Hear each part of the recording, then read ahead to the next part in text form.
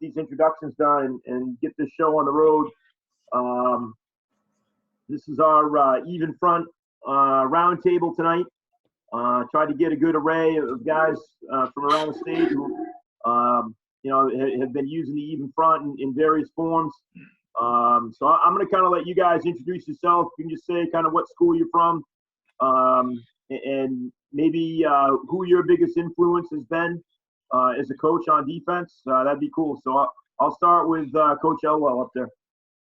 Yeah, Andrew Elwell. I've been at Marshwood as a D coordinator the last 3 years with Coach Rotzko. Probably the biggest influence I've had, is Tim Briggs. He was the defensive coordinator at Marshwood before I got there, and he taught me the system we use right now. And obviously Coach Domney, Coach Lajeunesse, a bunch of influences in the past. Coach Sterling? Yeah, my name's Dave Sterling. I'm the football coach up at Edward Little High School. Been here for a little over 10 years. Coach, basically, I played at EL, and some of you may know I played for Mike Haley, who was based in the 5-2. Playing in the 5-2, it's all area responsibility, read, react, and movement to the ball. I had the lucky graces to play for a guy named John Heward at Maine Maritime Academy. During that time, I was able to have some great assistant coaches like Mike Hutchins. Many of you may know Mike, Steve Harlow, and some new guy that had just come into coaching from college named Kevin Cooper, who was my position coach for a year. One thing that I was able to do when I left Maine Maritime Academy is I stole the playbook. So you might see that. And essentially the 4-3 that essentially I've been running since then, as well as I've had the lucky graces to work with Jim Hersom, Darren Hartley, and Rick Kramer's been a great influence as far as bringing some of Don Brown's influences to our program. And I've been lucky to be around some of those guys. And then you get people like this. And you get the opportunity to coach with. If any of you have not done the Lobster Bowl, I highly encourage it. You might recognize some of those mugs. There's a couple guys that are here in the picture that are actually coaching at Bates now. So that's some of my background. Coach Mo? John Morin. I'm an assistant coach at Massabesic High School right now. This coming season, I have the opportunity to coordinate the defense. Was the head coach at Massabesic for 16 years prior to that, up from 97 until 2012. A lot like Dave. I mean, high school, we were 5-2. When I played at Maine, we were a 5-2. Went back and had a chance to coach at Edward Little with Doc Hersom, who was a huge influence on me. One of the reasons why I got into coaching, and still a 5-2 all the way through. And then I was fortunate enough to get an opportunity to go to Thornton Academy in 1985 and work for Dick Agreski. They were an odd man. I mean, they were an even front.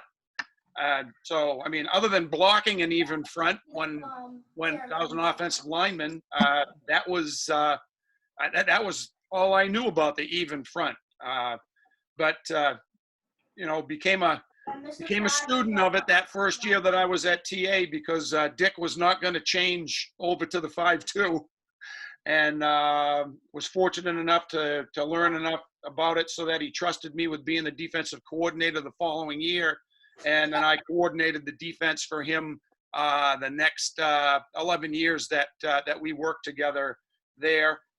Fortunate enough to win 2 state championships with Dick at Thornton Academy. So Dick was really the one that got me thinking about the 8-man front. And then when I got the job at Massabesic, I'm going to give some kudos to Kevin Cooper as well, because I spent quite a few days at Maine with the G front work with Kevin, and we've been some form of a G or a 4-2-5 since.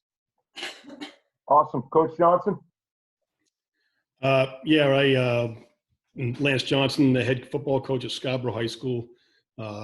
this will be my 11th year coming up. My biggest influence would probably be Mike Landry. Mike, before coaching at Scarborough, I coached for 21 years at Portland with Mike Bailey. I was a defensive coordinator, offensive coordinator. We've probably run about every defense known to man. We've tried them all throughout the years. Mike was a great influence. Coached with us for a couple of years after he left Biddeford. Spent a couple winters with him every Sunday morning having breakfast and every Saturday morning having breakfast and talking football. Mike was very stubborn about what he did, but he understood all defenses. So it was just a great learning experience for me to learn X's and O's of all kinds of different offenses, defenses. We talked about a lot of different stuff. I'd have to be honest. I don't know if if I consider us at Scarborough an even front. We're a base six-man front with a 5-man secondary. But we run some bear. We'll run some stuff that looks like a 52. We'll run a 4-2-5. We believe in being multiple, but I'm not sure if we would be considered strictly an even front team. Cool. Thanks, Coach. Coach Cates? Yeah, I'm Chris Cates, head coach at Lisbon High School. So I've been pretty fortunate enough to play and coach with some guys that have some pretty good longevity in the game of football. At Lisbon High School, I coached and played for Coach Minahan, longtime coach there. And then up in Maine Maritime, played for Coach McKinney, kind of back when they were running through a better run of success than they've had a little bit lately. Then also with the Maine Sabres, got to play some defense under Chris Kempton. Really three good defensive minds there. Ironically enough, they're all odd front guys. So a little bit different than what we do, but definitely learned a lot from all three of them as far as how you approach the game planning aspect of it, and from a fundamental standpoint, how you approach the team defense aspect of playing football. Very, very fortunate got to play for all of them. Awesome, Coach. Coach Kierstead? Yeah, Rob Kierstead, defensive coordinator at South Portland. My second go around there. So been doing it for 9-10 years just at South Portland. Played at South Portland in the mid-90s. Then I went up to University of Maine, played linebacker up there under the G defense. So I guess my influence is obviously, Coach Wolfgram was a big influence. Bob Zinchuk as a defensive coordinator there. And then Coach Nagy during my time at UMaine, my last couple of years there, running the G defense and the even front, which I like a lot, and certainly something we're trying to implement, this year at South Portland. Awesome, fellas. I'm going to start with some technique stuff, and we can kind of go around the horn on a couple of these, and then I might kind of break it up and have some of you guys answer one question and some another. But let's start with everybody on tackling. In terms of just in practice, talk a little bit about how you drill tackling. We'll start with we'll go reverse order this time to start with Coach Kierstead. Yeah, so we make sure we tackle every week, especially during defensive days. We start off very slowly. We make sure we're going through the progressions, making sure that they learn exactly how to tackle. We do circuits pretty much every week. Again, it's making sure we're working on the little details. We'll start off the ground and kind of making sure that we're firing our hips up through. And again, just slowly progress as we stand on our feet, kind of evolve to standing up and making sure that we're wrapping up. We're bringing our hands up under the armpits of the ball carrier, making sure our eyes are up. Can't duck our heads, and we're tackling with the top of our chest. Just making sure we're safe with it every week. Coach Cates?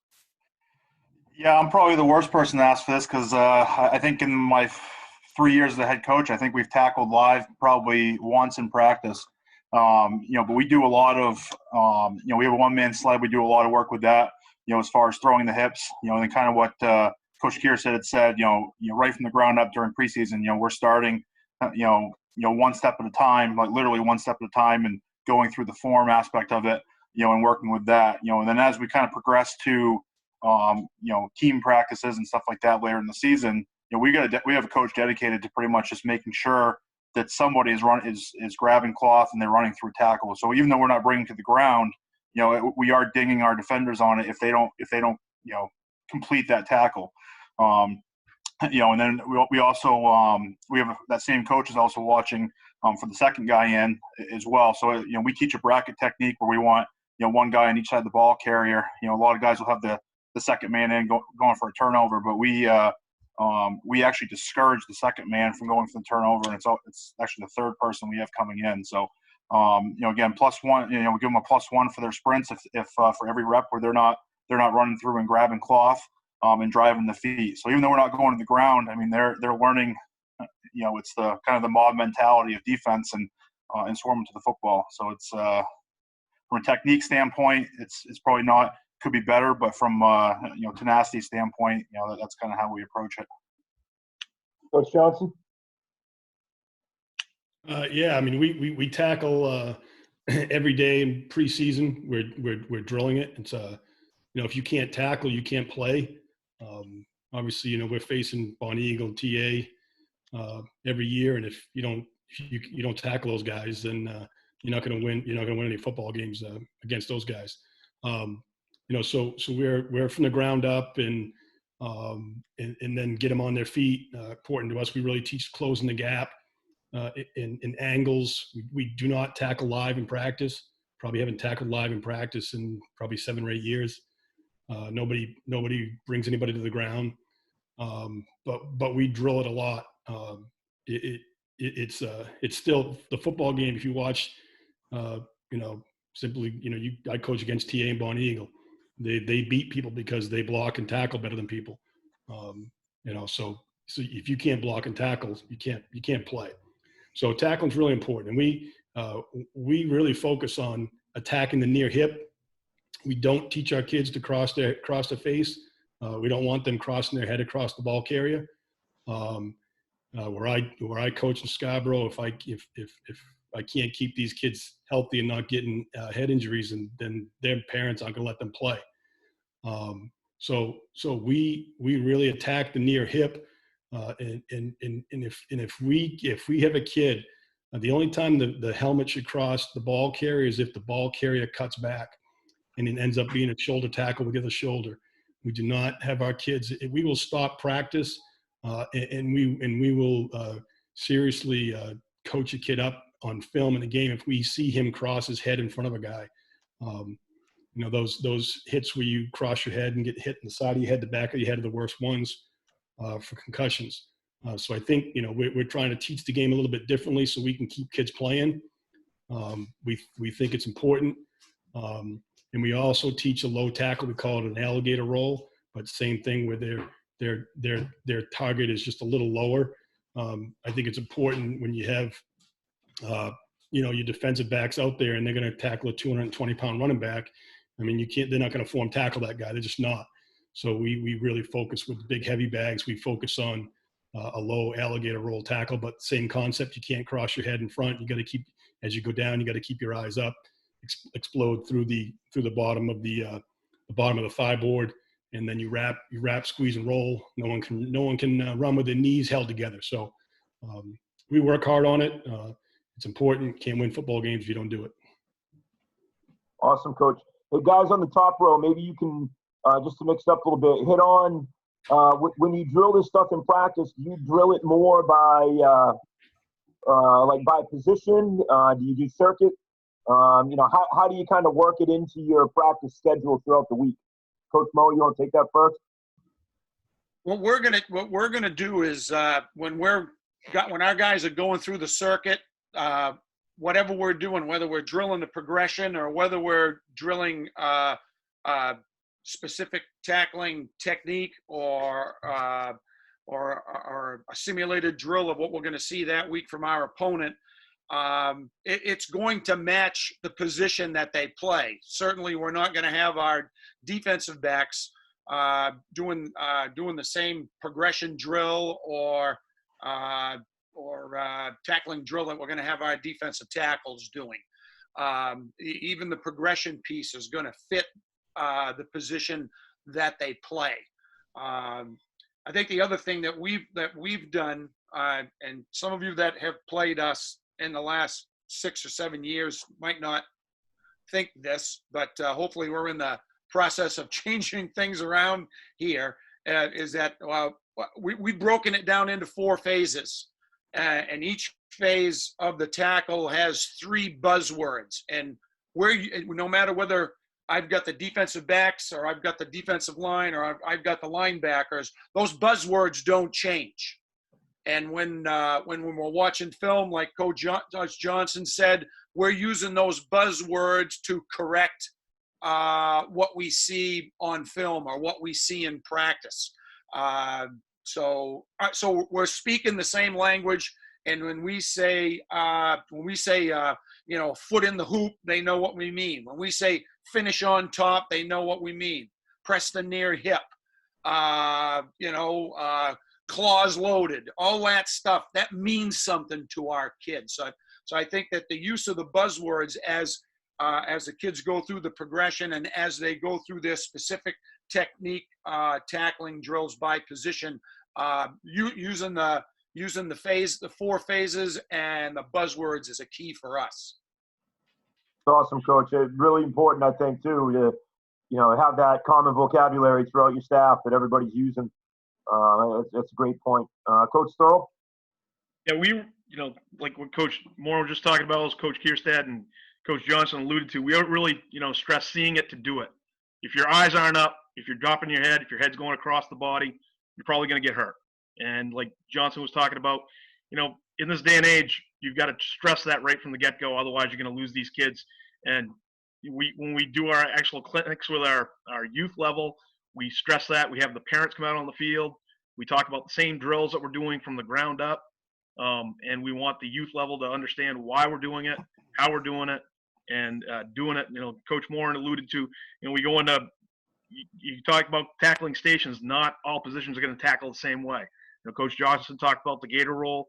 We're going to do form from the knees. When I get the linebackers, we're stepping, we're angle, we're wrapping, we're trying to grab the opposite wrist, like I learned long ago from Mike Haley, to be able to, if you can squeeze the legs like Johnson talked about, man ain't going to run. As well as, talked about the popsicle sled. I feel that's one of the best tools we can use as far as getting guys to run their feet, roll their hips, and drop the sled. And it's, if you can see the same progression, as well as get their peers to see them and give them an evaluation while they're doing it, it's just it's the best thing that we can do. And then, one of the other things that's been good for us in the past that has taught guys angles. I don't know if some of you guys using the tackle wheel, is spinning that and getting it on an angle of pursuit, and then having the second man come in and fit in on the wheel as it's going to the ground. That's just something we don't use enough. Coach Cates was talking about is the second man in, third man in, but getting the 3 linebackers and even front to try to all know their fits and angles. That's something you have to do right from the get-go. Awesome. Coach Elwell? Yeah, we every defensive day we do a tackling circuit, and I don't think we've gone live tackling since I've been at Marshwood. It's more technique fundamentals. One thing to add that hasn't been brought up yet, it was got it from Coach Alvarez at Wisconsin, was we'll use a shield. We'll have a ball carrier hold the shield, and I think that really teaches the kids how to use the long arms and grabbing cloth in the back. And I think we've seen a positive difference in that in game film. So that's a little trick that we got that really have seen some positives out of. Hey, Mike, could I add one thing? Yeah, go ahead, John. One big thing that we picked up last year when we were down at Army is they really stress with their players when they tackle is winning the foot battle. They want their tacklers to have one more foot in the ground than the running back. I like that. You need to win the foot battle, and at the same time reshape make sure that you're reshaping the running back, that he's not reshaping you. And those are just two things that have really helped us with our kids in stressing the importance of staying on their feet. All right, and that idea of and Rob talked about the contact piece. Awesome, Coach. I'm going to come right back to you on this one. I'm going to kind of break some of this up. I want to talk block destruction and turnovers a little bit. Coach Mo was hoping you would talk a little bit about block destruction up front with your first level guys. Coach Kierstead talked about the second level a little bit with your linebackers. And Coach Thurl talked a little bit about block destruction for defensive backs and how you teach that. And then Coach Cates, Coach Johnson, Coach Elwell, I'll follow up with you guys after, talk a little bit about just how you emphasize turnovers as a staff and maybe some things that you do in practice and drills that you feel have been real helpful. So, Coach Mo, we'll start with you. Block destruction up front. Block destruction up front for us is what we call rip and square. We're a shade. We're taking on half a man. We want to make sure that we're keeping the leg and the arm of the gap that we're responsible free. So we're gonna have the shade foot. They're gonna have the shade foot back, and we're gonna be stepping with that leg and ripping with that flipper right through the V of the neck. And we want to take that V and we want to drive it back. We want to drive that back onto his heels. And then we're going to make sure we're keeping that outside or the non-shade arm and leg free, okay, because that's the gap that we're responsible for. I tell you, the best rip and square I ever saw was a kid named Horton from way back at Marshwood. I think Guy was the head coach back then, and he was a 3 technique, and we saw him stand up more guards or sit more guards on their can, okay, with that rip and square, and it's something that we really believe in, and we think it allows our guys to be really aggressive up front too. Great stuff, Coach. Coach Kierstead, you want to talk a little bit about linebacker and play and block destruction there? Yeah, so we teach our linebackers press the line of scrimmage. We're trying to get into the chest of the offensive lineman as they're coming out for us, control the offensive lineman, extending our hands, keeping them away from our body. So, we want to basically put their rear end back in the hole, and then play off of the offensive lineman. If we can get up underneath them, get in their chest, and have good extension, and then that way we can now rip off. We want to basically push-pull, to the side that the ball is going to, push-pull, and then rip up through underneath that block. Again, staying as square as we can. But really, the first part I try to stress to my linebackers is, we got to get into that offensive lineman and not let them get into us. And make sure our hands are placed well. I made thumbs up, right into the chest of the offensive lineman. And just keep them away from us, because once those big boys get on you, it's tough to get away from them. Awesome, Coach. Coach Thurl, you want to talk a little bit about third level guys, safeties and corners? Yep. Really, we're trying to teach those guys like basketball, trying to get around the pick. Don't allow the pick to get to you. Find your area of responsibility, the angle to get to the play, the best method, and don't let the opponent get the hands on you. We do hand work quite frequently in practice as far as dip, rip, get around. But if we're teaching guys that, we're learning in space, use the space to your advantage. Use the speed to your advantage. Once you've made your read on your keys, break on the ball, get to your area of responsibility in the fastest method that you can. Don't wait. Don't read once you've made your pass run read or you've seen the ball come out. Get there as soon as possible. Awesome. Coach Elwell, you want to start it with some turnover stuff, how you emphasize as a defense and maybe some drill work? Yeah. We don't do a lot of drill work specific to turnover, but we put a lot of emphasis. We do pass game every defensive day. Our kids are, working their ball skills there. And then in team, we're stressing, getting the ball out in those team periods. And one thing we started in our individual work is finishing our drills with some sort of ball skill, just finding a way to finish each drill. We incorporate the ball skills there, and it keeps it fun for the kids. Those D linemen love getting their hands on the ball. So that's one thing we've done. This past season, we put great emphasis on when we create a turnover, what are our aiming points when we're returning the ball? We tell our kids to get to the hash and we want to run the numbers. And it's like clockwork. The other 10 guys, they know to get to the hash, and we really created some hidden yards there this season. So definitely something we're going to build on next year. Cool. Coach Johnson? Yeah, we'll do a turnover circuit on defense twice a week in preseason, and then we'll go back to it in season if we feel like we're not taking advantage of the opportunities. We'll run a little circuit where we're working on punching it out or being the second guy in, fumble recovery, scoop and score, things like that. So we're working it through circuits. But really, I think in the game, you get most the best way to show the kids when you see it on film in a game when there's a chance to punch the ball out. So we want our guys recognizing when there's a chance to punch the ball, rip the ball. So if the ball's available, let's get after the football. I think it's going to be a mentality. And for me, like when I think about turnovers, I think back to I've been coaching for 31 years now in Maine, and usually what helps you in a turnover game is being a stronger team. Right? Guys that are stronger get the ball out. Guys that aren't as strong, get the ball ripped out by guys that are more aggressive and hunting the ball. Stronger you are, the easier it is to secure the ball, and the easier it is to get the ball out if you're stronger than the guy. So I think the weight room helps turnovers. That's a great way to put it, Coach. I like that. Coach Cates? Yeah, so we do a couple circuits as well. Some of the typical trail stuff where you're coming behind and you're trying to punch from below and get the ball out.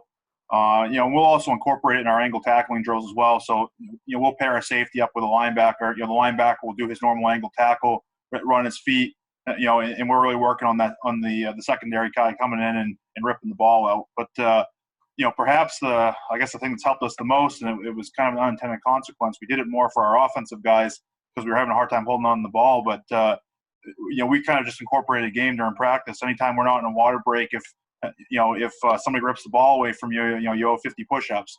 Well, it helped our guys hold on to the ball better, but now our defensive players are just, they're seeing the brown leather there, and they're seeking the football out, and you got to put guidelines on it so it doesn't become a distraction during practice. But these kids have their head on the swivel, they're looking for the ball, and they're really clawing at any chance they can get, and it's I think it's helped with the mentality more so than anything, not necessarily the technique, but now they're getting a little bit hungrier for turnovers now.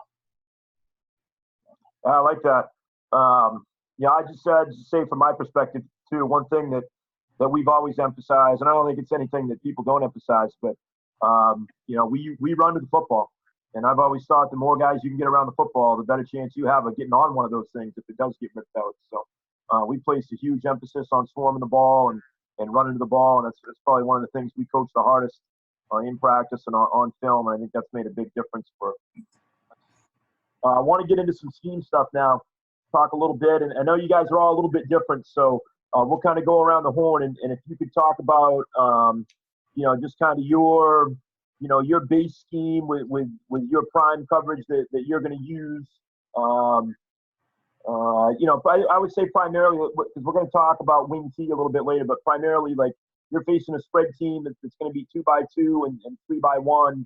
How are you going to line up with those guys? Maybe how you're going to adjust to the 3x1, and we'll just kind of go right around the horn. So I'll start down at the bottom there with Coach Kierstead. We're going to be a 4-3 team this year. Basically based on quarters coverage in the secondary. We're finding it works a lot better for us, and we're able to adjust to a lot of different formations out of the quarters.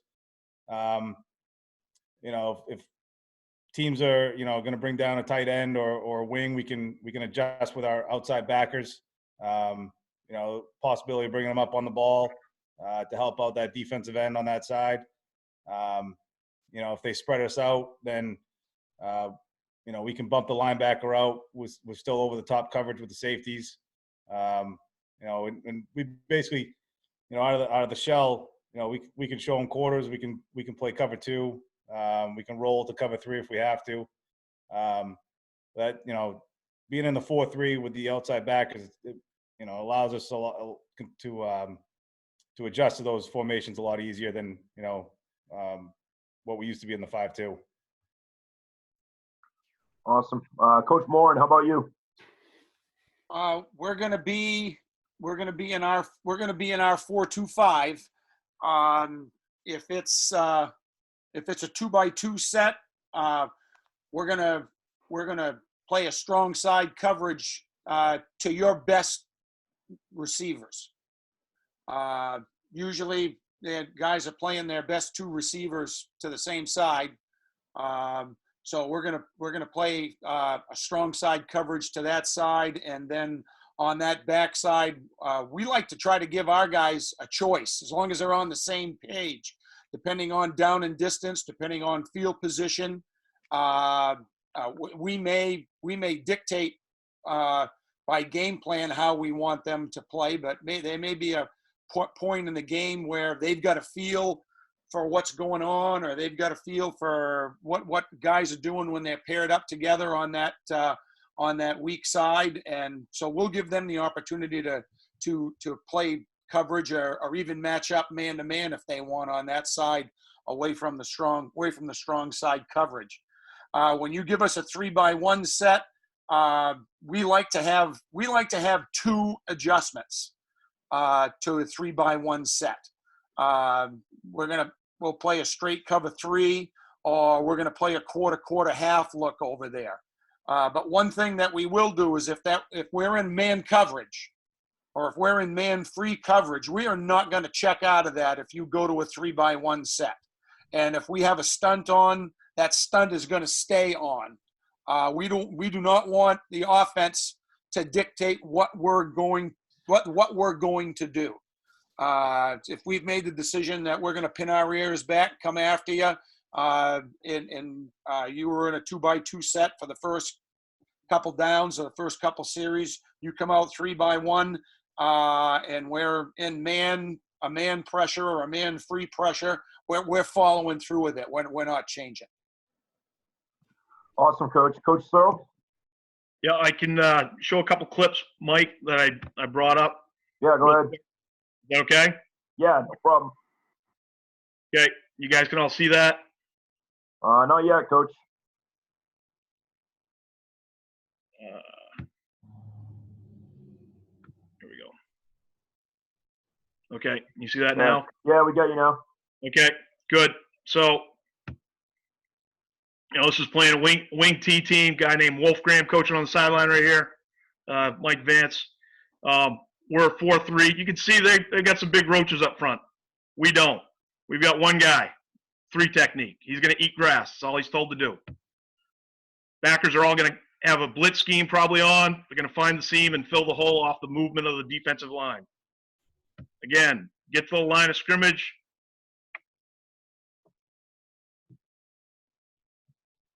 Get the read in from the coach, the fat coach on the sideline. Speed side of the D line's getting down. Slow side still standing up to allow our blitzing backer to that side to be able to move before the coverage. You can see the guys from the wing T trying to make their identifications on who's going to be blocking who. Tight end going down on buck sweep, trying to get the Mike backer. Sam backer tries to hide before it so he can get in the gap before the tight end can recognize him. This kid, Terrell Thomas, is now a real good stud up at Maine Maritime as a linebacker, and this is why. You got speed at DN from the backside, Terrell Thomas coming in from the front side, get to the ball. We make a call. We make the call right up front for the front guys to go. They're making a movement call, and they're gone. They're not listening to anything else. They know what they have to do, and the backers are going to fit off of that to make them right. In this case, the Sam yells, the Will's to the field, I'm over here. We know that if they're running with one back, that they're probably in a pass situation. Again, Terrell Thomas, we're making a peanut butter call because that was his nickname. When he made a peanut butter call, these guys are going to make him already know where their gaps are, and he's going to fill where he knows the line is going to separate. It's kind of hard, if you saw right there, in the maximum protection scheme that they have, for this guy to see him at 7 yards. And we're trying to create as much speed to the line of scrimmage with our linebackers. Strip sack. Makes a play.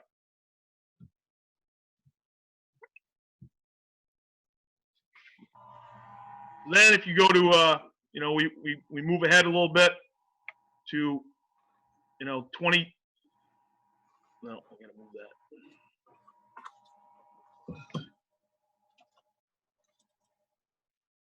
We go ahead. We didn't have the same type of athletes 2 years later. We're still using the same type of concepts. Okay? Again, spread formation now. Spread team. Spawn Eagle. Start of the year. Again, these guys cannot match up with those guys. They're given a movement. They're going to get there in a hurry. The backer's going to make them right. In this case, we don't have 3 good backers. We have one guy that's really fast. We're trying to utilize him. We call him the bonus player. Some of you guys that were around in the 2013 Lobster Bowl, that's what you're trying to do, is get that one guy. The guy's name was Dexter Turner then, and just have him go. Speed guys coming off the edge, the 4D linemen attack. Linebackers make them right. Again, why we're in the 4-3, these 4 guys cannot match up with the other linemen at the line of scrimmage. So they're given a movement. They're going to go, dip, rip, get to their responsibility, sit, make a play. Linebackers are making a call to make them right up front.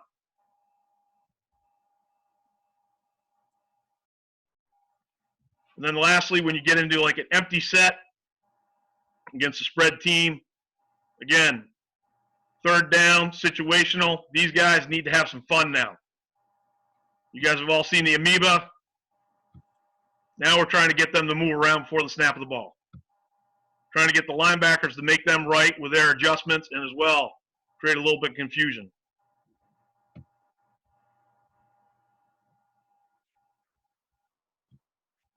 Linebackers make them right. Back out of the backfield, then swarm to the ball. You can see we got 5 hats coming to the ball here. Everybody's trying to make themselves right. Talked about block destruction for the DBs. It's really just about getting to the ball. Lastly, when we talked about the bonus player, when you don't have we didn't have 3 good linebackers. Again, our D line can't match up with their O line. They all know where they're going to have to go on the movement. That's the initial call. This guy knows he's coming off the edge. We try to have him sugar it as much as he can. In this case, our outside linebacker had only been his 2nd year of football. So we try to make him look like he was in coverage and then come. Linebackers got to make it right, align, realize that there's nobody in the backfield, who's their next nearest man. Bonus man comes off the edge. Make the D-line right. The D-line is always going, and we just want them to go, especially with some of those scenarios you were talking about, Coach. Awesome, Coach. Thank you. Yep. Coach Elwell, how about you? Yeah, we're a 4-3 quarters team at Marshwood. We'll mix in some cover 2. I love this defense because it is flexible to any, most personnel schemes, most sets. If we get a 3-by-1 set, we'll bring our will over to the strong side, over number 3. If we're in cover 2, we're gonna stay cover 2 in a 3-by-1 set, and then if they give us a 3-by-1 set, we're in quarters, similar to Coach Morin. We'll go quarter, half. And again, like him, we like to give the backside flexibility to make their own call depending on split, game plan, whatever it may be. Whether we're cloud support, sky support it. But that's what we do.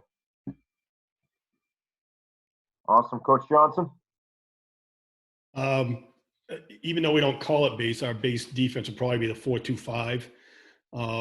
We believe in being really multiple, given a lot of movement up front. I think, being an offensive line coach for as many years as I have, movement's difficult. You're trying to teach guys blocking schemes, and then when you add in the movements, it's a whole new deal. So we try and give a lot of different looks and a lot of movement up front. But if we're not 4-2-5, if we got 2-by-2, we'll play. We just like Coach Morin said, we're not going to let the offense dictate to us what we're going to do. We could run 2 deep, 5 underneath. We could run 3 deep, 4 under. We could play man free. We could 6-man blitz and play straight man. It doesn't matter what you run on offense. We've against empty. We've sent 6 and covered with 5. And so we're never going to have just one answer to anything. Always going to have more than one answer. I think as an offensive coach, I'm always looking. I don't like guesswork. I want to know when I line up in something what the defense is going to look like. And if I can find that out, then you can teach your guys and you can execute it. I don't want to give that to an offense. I'm always going to have more than one answer. But in a 4-2-5 versus 2-by-2, we're going to slide the linebackers away from the strong safety. We're a field defense. So our strong safeties, our 5th secondary guy is going to line up to the field. If we have issues, we can switch them into the boundary. If people are putting 3 to the boundary, we'll just sit in it unless they hurt us. And then if we have to adjust, we will. But we'll play cover 2. And we'll play a 3 deep with 4 underneath. I think it's important to teach you guys the weakness of the coverage. So if we're in cover 3, what we call our strong safety and our weak safety, understand that they have to defend the seam at 10 yards, and they can't let guys run down the seam. So if the receiver, number 2 receiver, runs inside them or outside them, he's taking himself off the seam. So they got to understand where we're trying to direct the receiver. So if we're playing 3 deep with 4 underneath, those guys are going to defend the seam at 10 yards and try and funnel that seam to the middle of the field safety. If we're playing cover 2, those guys are going to do just the opposite. They're going to wall number 2 and not let them run down the middle of the field. So they got to understand the weakness of the coverage. If we get into 3-by-1, we can stay in it, whatever coverage we've called. We have 2 different adjustments to cover 2. We will lock on to the 1 receiver side, man-to-man, and we'll poach the 3rd vertical with our 2nd deep safety. Or we'll lock on to, we can lock on to whatever receiver we want to on the 3 receiver side and play cover 2 with our 2 guys over the other 2, and then stay in cover 2 on the backside, depending on what teams want to do, who the receivers are, who they want to throw the ball to. So we want to have different options. And then against 2-by-2 or 3-by-1, we could bring pressure. We like to run the double A gap stunts out of all of our fronts. We like to bring 6 with off both, coming off both edges, and we like to be able to stunt 4 from a side. So when we put those in preseason, and the kids can run that stuff, And then if you've got guys that can cover, we've been lucky enough recently. We've had guys that can cover, so we can bring pressure, and our guys can cover man to man. And then if we're just better, we can line up and we can just play zone. But we like to multiple and have different answers.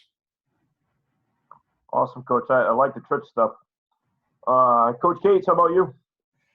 Yeah, if I had to call a base, I guess 4-3 is kind of what we start in. Like the other guys, we're pattern match quarters coverage.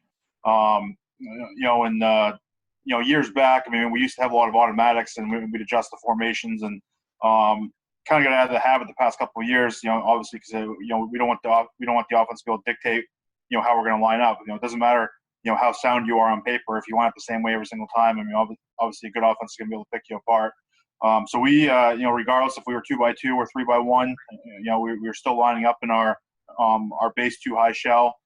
Mix a couple different coverages up in that. And big thing for us is always kind of showing the same pre-snap look, regardless of what we're doing.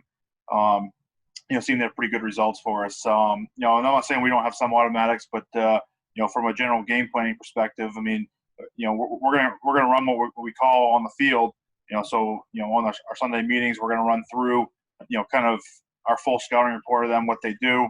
And if something just doesn't look good, right? Because we're not going to check out of it. We're going to scrap that for the entire week, right? So we're only going to call stuff that we think is going to work against most of the stuff they do, and and obviously some stuff looks better than others against certain looks. So if we get caught in a bad call, even though we might survive that play, we're obviously going to kind of shy away from what that particular part of the playbook for us. And and I think just the biggest thing for us is just get not giving a tell to the opposing team's quarterback, and be able to surprise him with coverages. Like a lot of the other coaches have said. I mean, we might show the same too high shell, but I mean, we could be cover two, we could be man. And even though we base in quarters, I mean, that's probably only going to be 40% of the time for us. So. Yeah. Awesome, Coach. All right, I'm going to bounce around here, and I'm going to give you guys some different questions here. I'm going to start with Coach Kierstead over there. How do you guys dial up pressure? Are you zone blitz team, man blitz team? And how do you like to get after the quarterback? Yeah, we're mainly zone blitz. Especially when we're sending just one backer. Obviously when you're sending two or more, you got to go man because you just don't have enough bodies in the backfield. I'm a big guy, trying to overload your edges, and trying to make, one guy try to block two. So I'll try to send, 3-4 guys off an edge, and try to get after the quarterback that way. Play with the edges as well, basically just switching gaps, just trying to, make it difficult for the outside guys. Sometimes that middle gets a little clustered. So, if we can come off the edge on you, then, that's what we're going to do. Short yardage. I love going, man over with, or man underneath with two over the top. Especially on a short yardage situation, it gives us that comfort of two guys over the top and, locking it up underneath, for any of those routes. So, that's kind of what I like to do. Awesome, Coach. Coach Morin, going to go to you next. And curious for your answer here. You're facing a team that runs the option. Come on! Don't be doing that to me. Doesn't necessarily have to be double slot, Army Navy style, but you could be pistol triple. Could be just a zone read team. Maybe using some motion to get the triple look. What are you going to emphasize during the week in practice, and how are you going to adjust your scheme to that? You're killing me, Mike. Well, I mean, it's when we did the triple talk, we said it forces people to play assignment football, and if they're in the double slot, then you got to be balanced to do that. So anytime that we're installing anything, whether it's a base front or whether it's or whether we're in a game with our defensive line, or we're a zone blitz like Rob talked about, or if we're in a man blitz, we're always talking about if we're playing a team that's running option, who's got fullback, who's got quarterback, who's got pitch. Okay, anytime that we put anything in, and with the zone read stuff, it's the same thing. Okay, who's responsible for the zone, who's responsible for the zone keep, and then now you got to have someone that's responsible for the RPO off it as well. So really, when we're installing our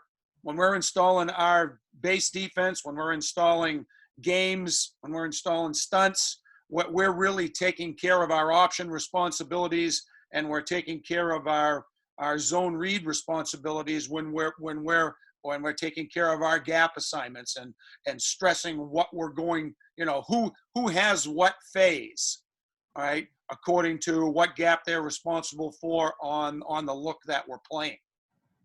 I think if you don't do it that way, then you're getting into a week by week preparation, and I think it gets confusing for your kids. So I think if you can lock it in, those responsibilities to their base responsibilities, then you're working those things. You're working those things every day. You're working those things every rep. Makes sense. Coach Sterl, going to go to you next.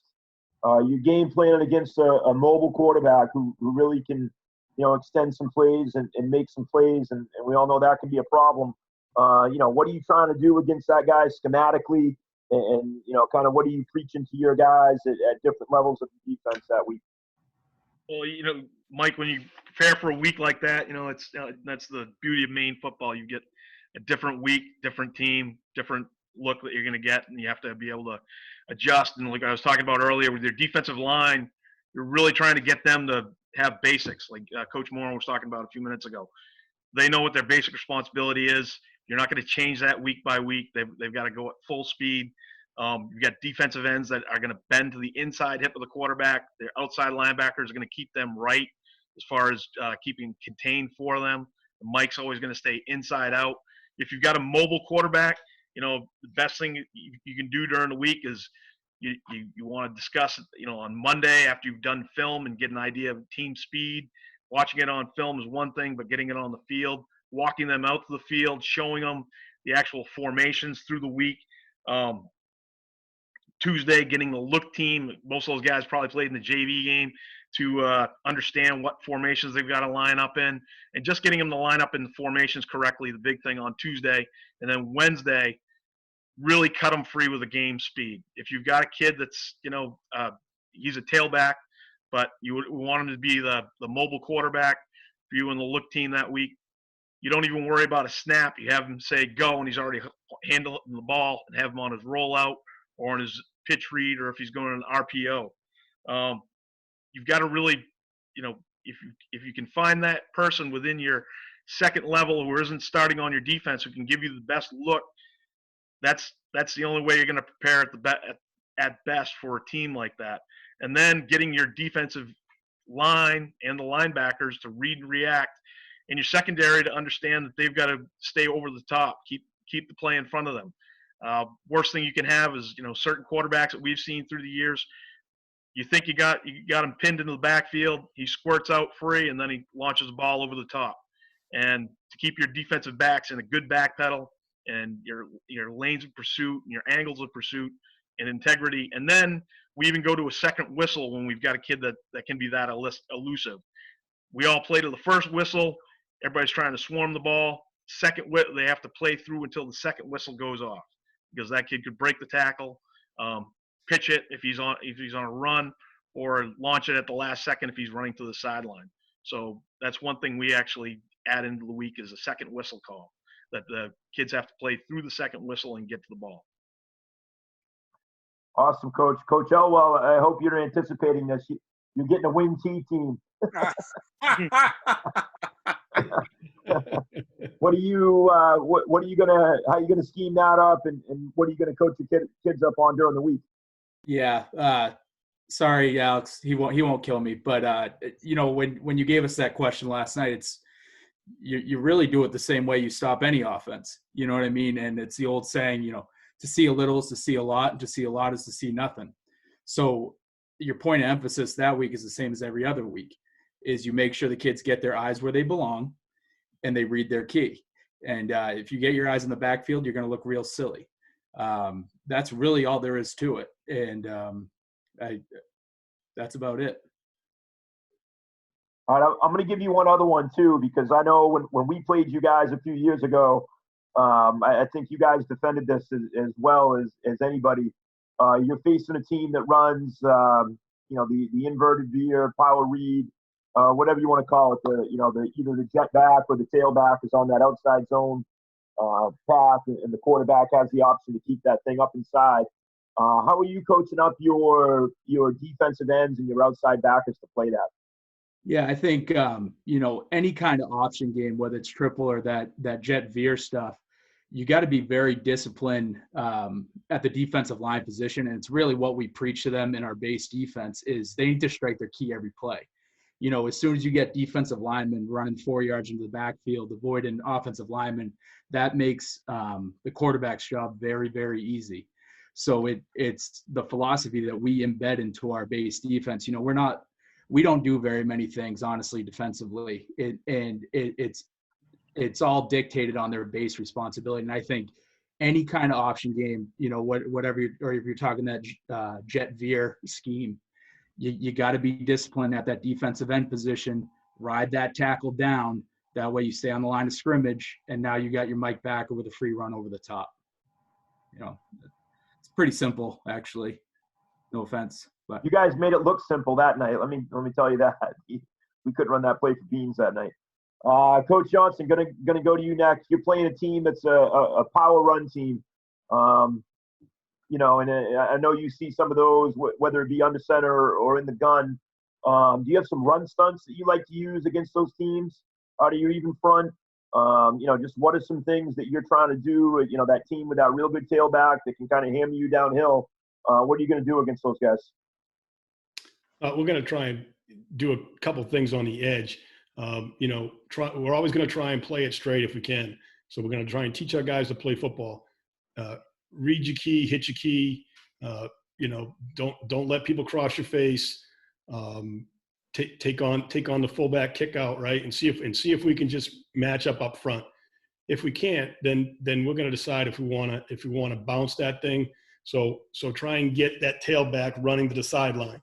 So we've had success sometimes against it, and we've gotten our asses kicked sometimes. Playing TA and Bonnie Eagle. But if you can't just defeat blocks, then you've got to start trying to spill it and try and get those guys to run sideways and hope you can run them down. So you make that call, then the strong side linebacker knows that the DN's going to now he's going to wrong arm that kick out block, whoever it's coming from, whether it's power or counter, and that linebacker is going to flow over the top of it, and hopefully get our edge player coming, our strong safety, the contained player coming, and it's all about angles. The guys that should have inside leverage in the football got to inside leverage the football. Guys with outside leverage got outside leverage, but they all got to close the gap.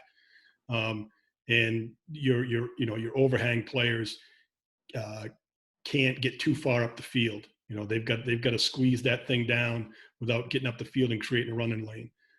But it's all about angles, and when you play Bonnie Eagle TA and you got to try and stop power and counter and Q wrap and trap. You've got to get guys to the football.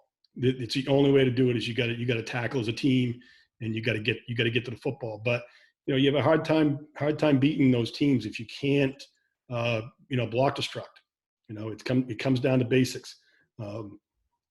We reached 5 or 6 years ago. We reached a turning point in Scarborough where I just simply told the kids that they'll work hard, but you're not being physical on the football field. And if you're not going to be, there's nothing I can do for you anymore.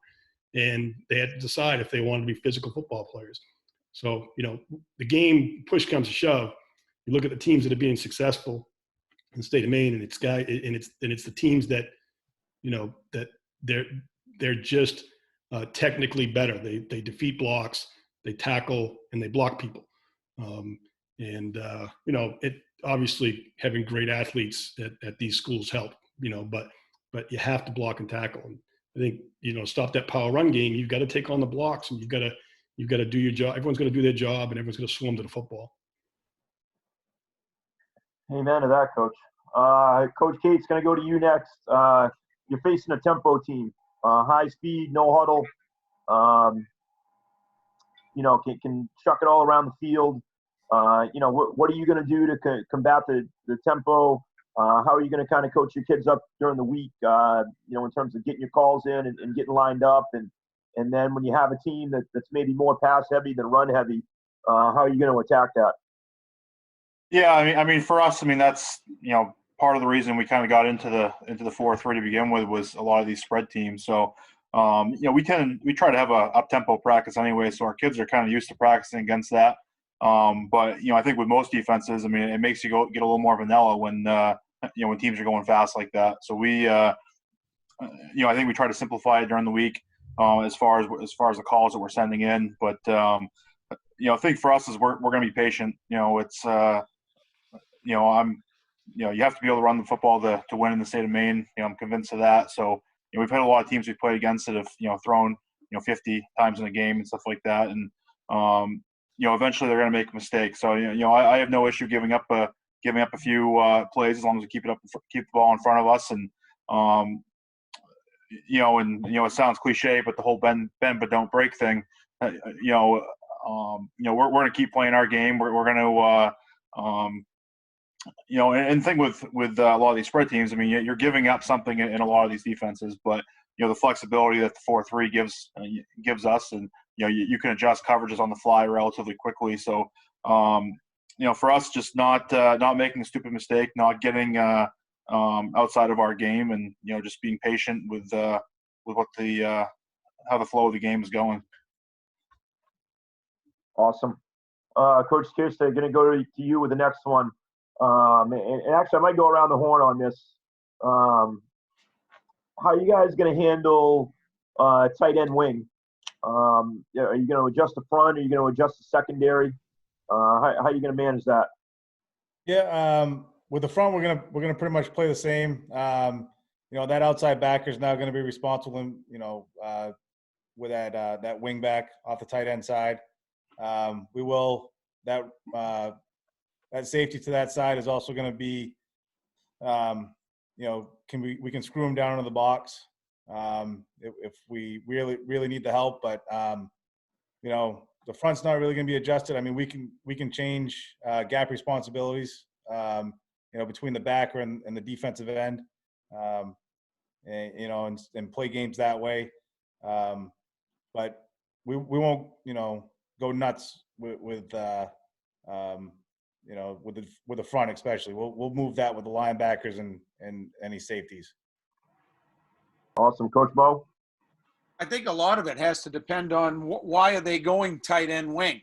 I mean, are they a wing T team because they want to run buck sweep, or they want to run belly G, want to run power there, or are they a spread team and they're doing that as part of their spread package? So a lot of that's going to depend on why you in the tight end wing, for as far as what we're going to do. But we're going to do the same thing, and Lance talked about it a little while ago. We're going to have more than one adjustment to that because I'll tell you right now, I don't know if it's fortunate or unfortunate, but we opened with Marshwood this year with that new schedule that went through, and something tells me that they go tight end wing to run buck sweep. At least that's what I've heard anyway. I've heard that too, Coach. So, but the thing is that if you defend the Bucks, if you sell out to defend the buck sweep, then they're going to run belly G and they're going to run power in there up inside. So they're going to you got to be able to defend that whole tight end wing package with them. So we're going to have a zone coverage where we're going to screw the outside linebacker down and try to use the corner for support and use the safety to fill inside out. And then we're probably going to do some man stuff there as well and play some games and try to mess up the blocking schemes. And I heard somebody earlier, or I can't remember if it was in another clinic that we had, but we like to try sometimes with our alignment is to use wing T teams rules against them. So that's something that we will do from time to time as well. We'll know that if we line up here, their rule tells them to do this. We're going to try to use that rule against them. I like that. Coach Thurl, how about you? Tight end wing, like Coach Moore was talking about, you're trying to look at your opponent, what their tendencies are, and coaching your kids up through the week.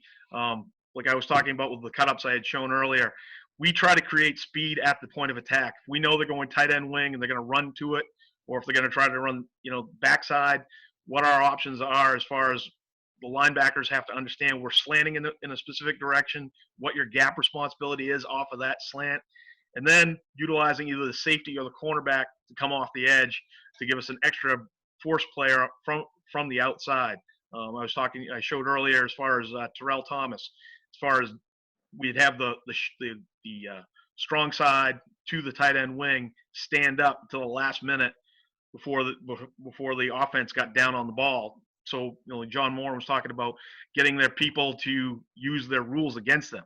They didn't count the Sam linebacker that came inside the defensive end at the last minute because we knew the defensive end was going to try to split the wing, and the linebacker was going to try to come into the C gap and create pressure as a late guy being counted outside the box.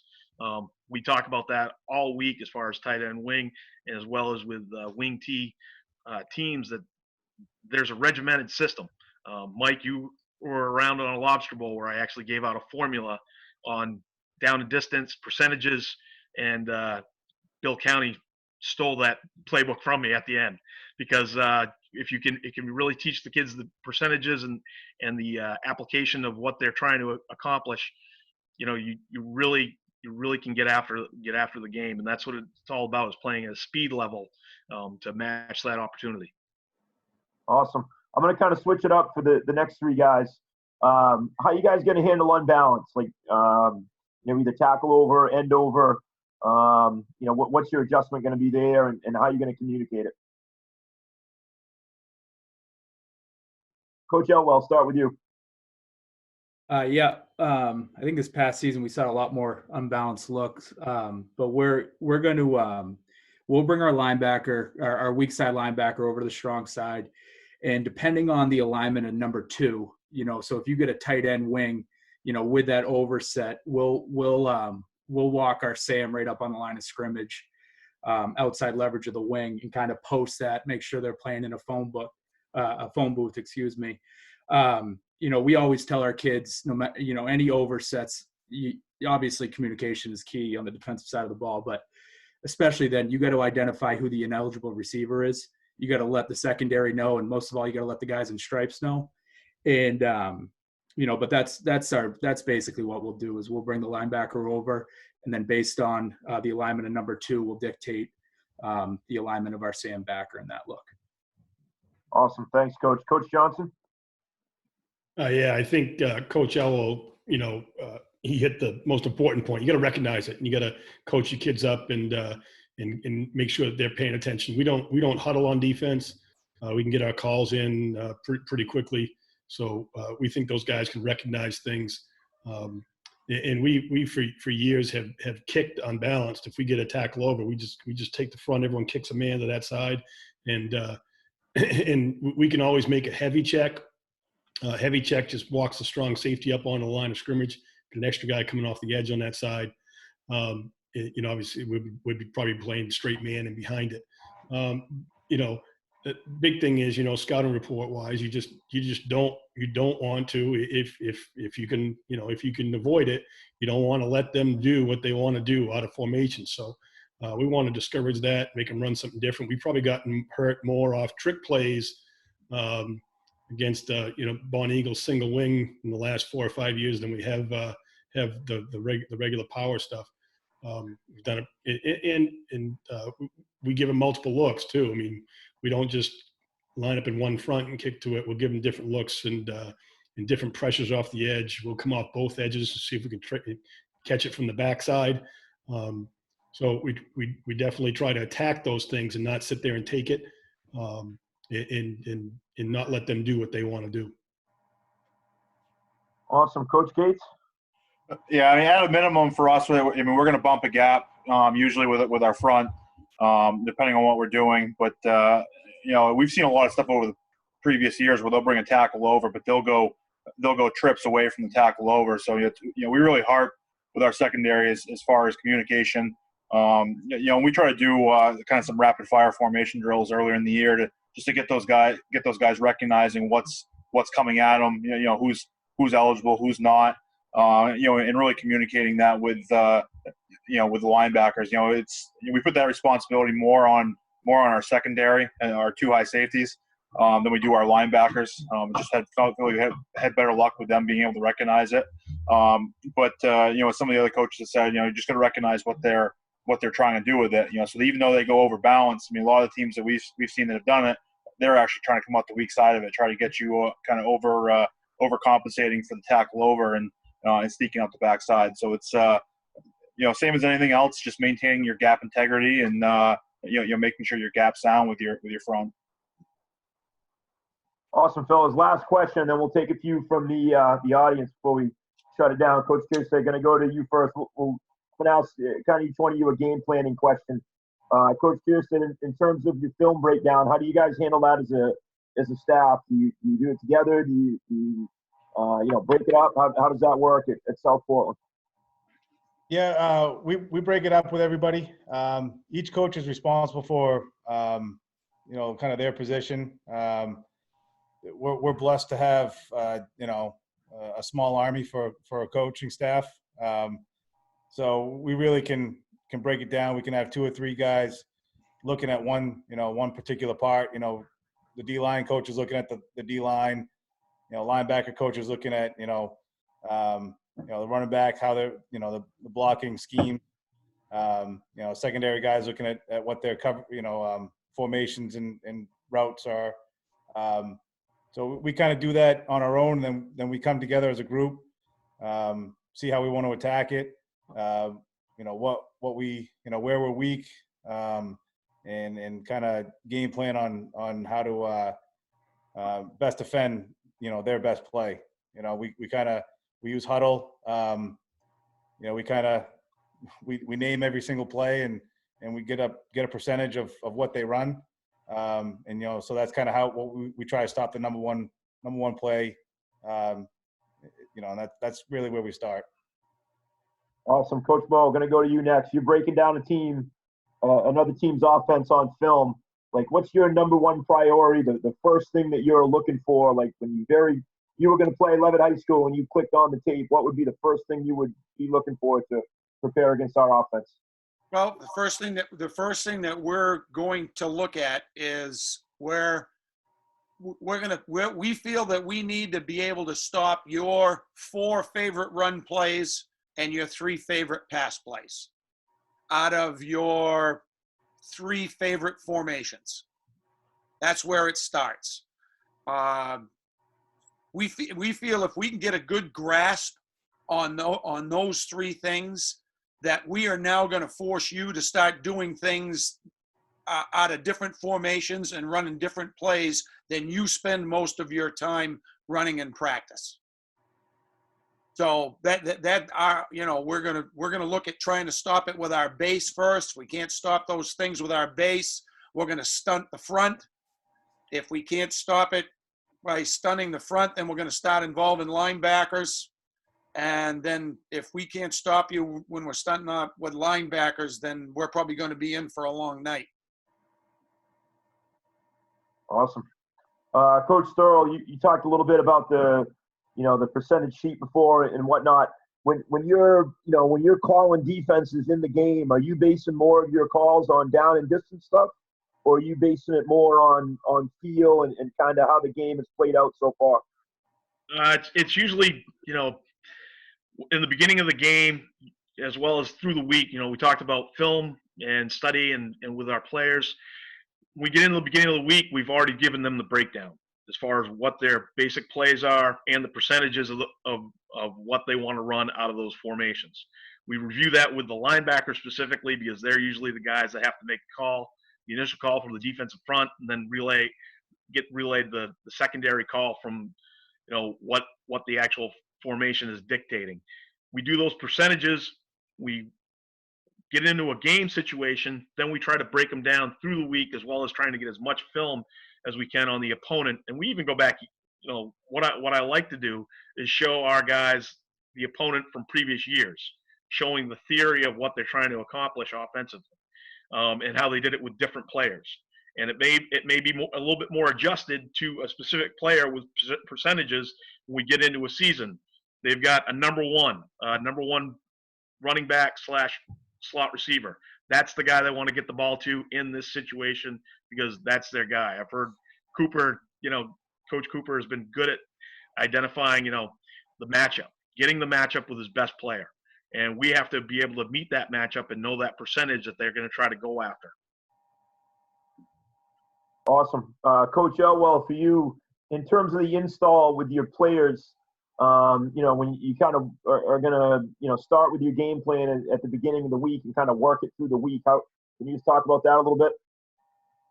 Yeah, I think it's, it's similar to the other guys, that we rely a lot on data at Marshwood, just inputting, that's probably 90% of the time during the weekend is just inputting that data, and we just want to make sure our base defense can truly have an answer for any look that we get. So we'll spend time on Monday going over any special look during that initial install. But really that's the only day we take to install the game plan. And then we hit the ground running on Tuesday or Wednesday. So really all we're looking for is, and it kind of organically happens, as you're making up the cards for a given week, you'll put something on paper and sometimes you say, oh, we don't have an answer for that. So you obviously spend a little bit more time with those looks, but primarily we spend most of our time on install on how we're going to align, what are they trying to do motion wise and just making sure we're ready when they snap the football. Awesome. Coach Johnson, kind of just the different, situations that are going to come up during the game in terms of, goal line, third downs, fourth downs, sudden change, things like that. Do you guys change your personnel a lot for one? Do you have a nickel package, a dime package, goal line where you do that, or do you pretty much use the same guys? And, how do you practice? Where and how do you fit that stuff into your practice during the week? Yeah, I think as the week goes on, we're going to spend more time as it gets to Wednesday in team and in practice situationally. So we're going to practice all those situations on defense, on the goal line, third and long, fourth and long, short yardage stuff.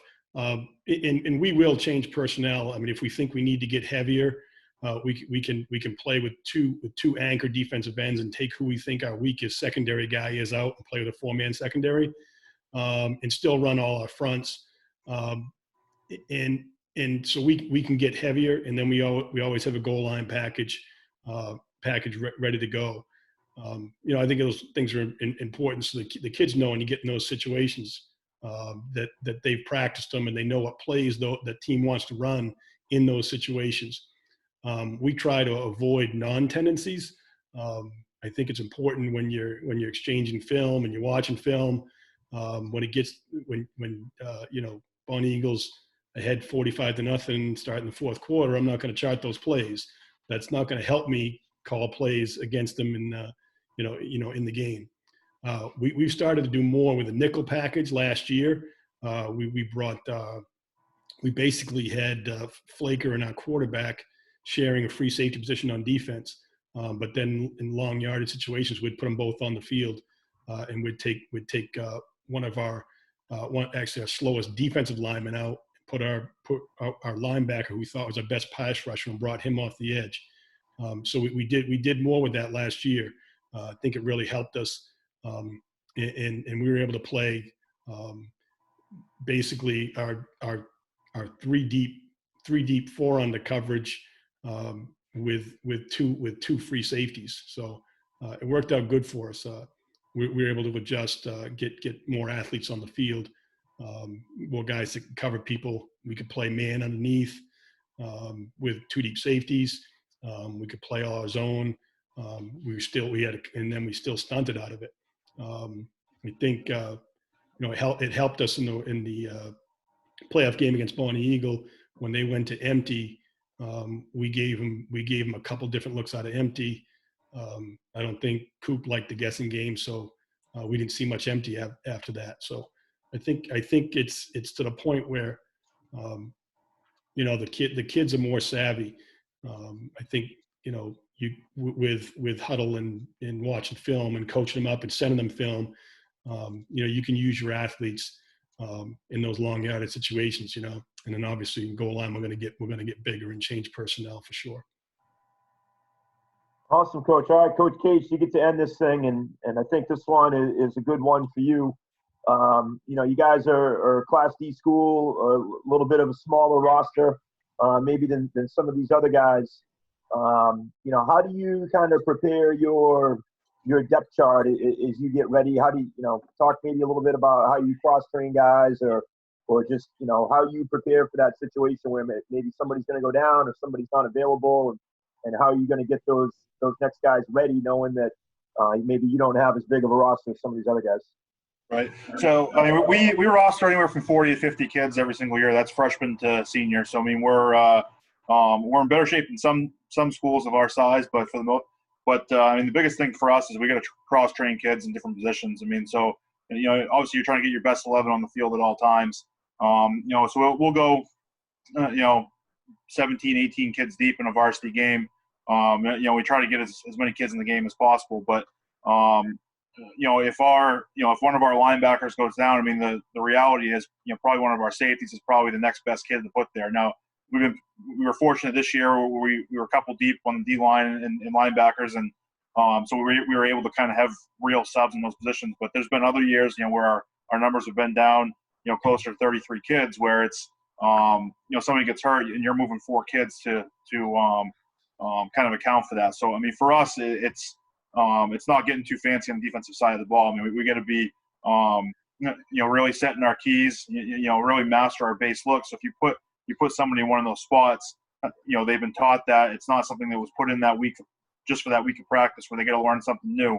They're working the same stuff that they've been working all along. And we try and for some of our indie stuff, we'll try and match our DNs up with our outside linebackers. A lot of similar type reads on the edge. Read and tackle, and so they're going to learn both positions, kind of in one spot. Our middle linebacker with our DTs, they're going to learn a lot of the same reads. So while they might not get as much practice at it, they're going to kind of hopefully absorb some of that through osmosis a little bit, and be able to step into some of these roles. Awesome, fellas. I appreciate it, man. This was really good stuff. It's fun to sit here and just fire questions at some of the guys. You guys are some of the best guys around for this stuff. So I appreciate your time a ton and appreciate you guys being willing to do this. If guys want to go